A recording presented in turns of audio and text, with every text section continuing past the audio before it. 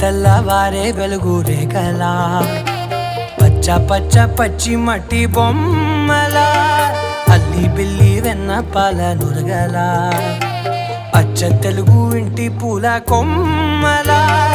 దేవదేవుడే పంపగా ఇలా దేవతే మా ఇంట అడుగే పెట్టెనంట బ్రహ్మ కళ్ళలో కాంతులే మా అమ్మలా మా కోసం మళ్ళీ లాలి పాడేనంట.